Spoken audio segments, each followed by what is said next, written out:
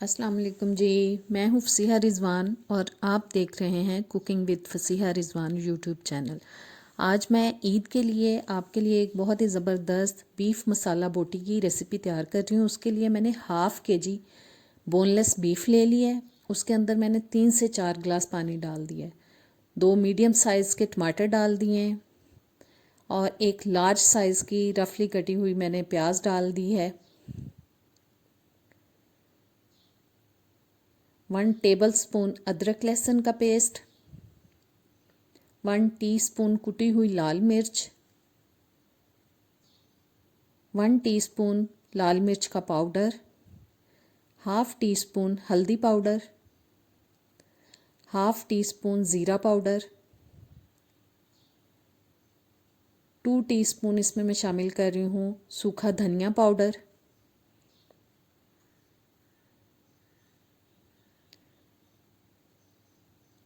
बस इन सब चीज़ों को अब मैं मिक्स करके प्रेशर कुकर लगा दूँगी। नमक मैं डालना भूल गई हूँ, वो भी इसमें शामिल कर देते हैं।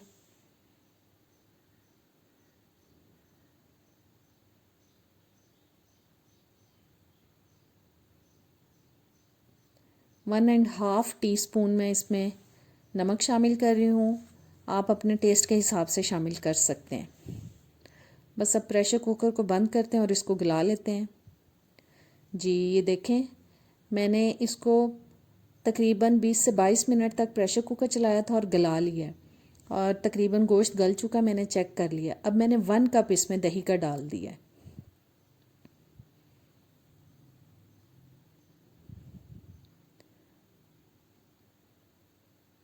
बस इसको दही के साथ अब पकने देंगे। बस पानी थोड़ा सा ड्राई होने तक हम इंतज़ार करेंगे।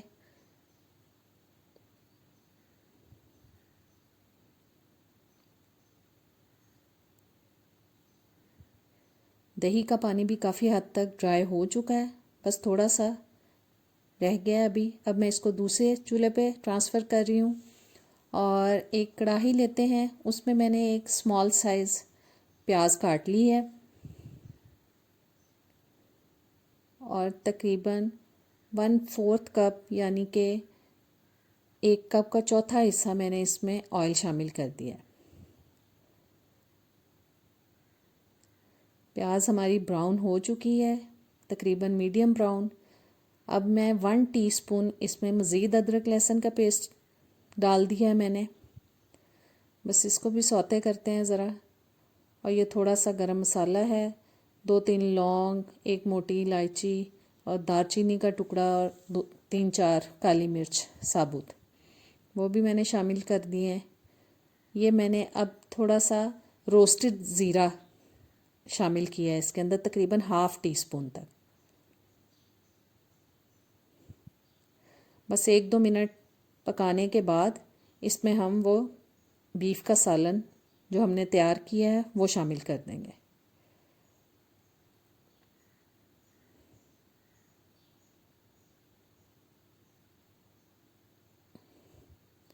बस अच्छी तरह से इसको अब हम भूनेंगे ताकि जो बीफ के अंदर एक स्मेल होती है वो ख़त्म हो जाए अच्छी तरह से।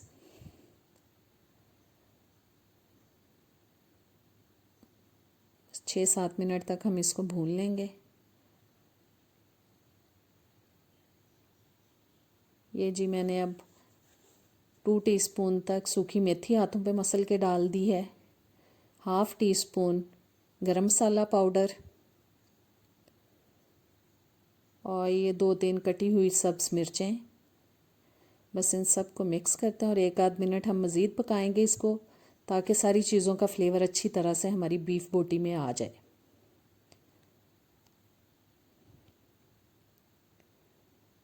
जी सालन हमारा बहुत अच्छी तरह से भून चुका है। अब मैंने इसमें सब्ज़ धनिया शामिल कर दिया है